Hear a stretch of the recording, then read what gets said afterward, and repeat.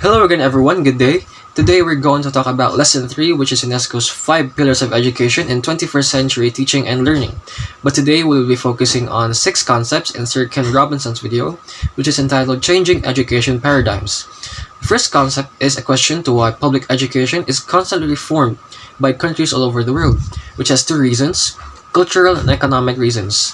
Nations are constantly applying reforms to the current education system because they are trying to prepare the children for the unpredictable nature of the economy while trying to retain their culture through inculcation within the students so as to not let them forget where they came from as people. The trends change, and so must the educational system too, to continue serving these 2 purposes and so as to not become obsolete as time passes by. For the next concept, I will now give you to Miss Marjorie Demecillo for her to further explain on the next concept. Go ahead, Marjorie. Thank you, Mr. Rondina. So the next concept or the problem is that the current system of education was designed and conceived and structured for a different age. It was conceived in the intellectual culture of the Enlightenment and in the economic circumstances of the Industrial Revolution. In 7th century, no systems of public education.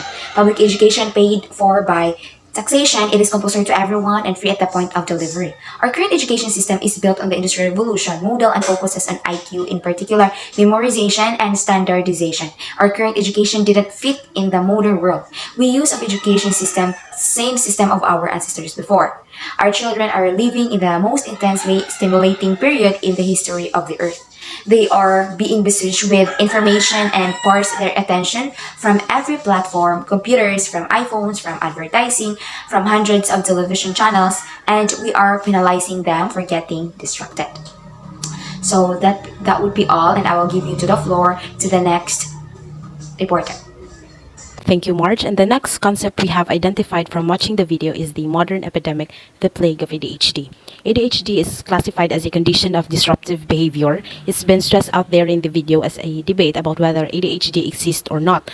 However, the speaker does not consider this to be an epidemic. Rather, labeling children with such disorders becomes a way of conforming them to the educational system. And I agree with him that we should not practice this because the current paradigm is primarily concerned with standardization. Instead, we should modify education to work with multiple intelligences. But I also think we have to be very careful with our wording when we talk about ADHD. When we seem to claim that ADHD is a myth or it does not exist, many listeners conclude that these active kids no longer have a neurological excuse for what is really a behavior problem. What we need to emphasize is that the more active mind or body is real and can be a positive type of intelligence rather than a disorder.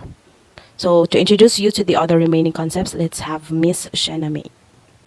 Thank you, Jeremae. So, the fourth concept is that the education system is modeled on the interest of industrialization. In the video we watched, the schools are organized in factorial lines wherein we separate specific subjects, the age, and classifying students by batches. I agree with the speaker that grouping students by age or manufacture date is a contrived sorting mechanism. It assumes that same-age kids are alike in their intellectual, physical, and emotional or social development, and that they have commonalities in addition to their age. Academic standards used by almost all schools are based on the false and incorrect belief of average student. I believe that in order to evaluate the educational model, we must reject the production line mindset. We need to consider an alternative direction from standardization. And to discuss further about the concept, let me call on Joseph Irvin. Thank you, Ms. Shenna Mae. Now, creativity is not the same as divergent thinking. Being creative means coming up with a novel, like worthwhile ideas. Divergent thinking is not the same as creativity, but it is a necessary skill.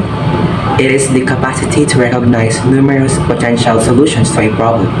There are numerous ways to understand a question, to envision numerous solutions rather than simply one, and to conceive in ways other than linear or convergent ones. Although you don't start out being particularly good, you get better as you age.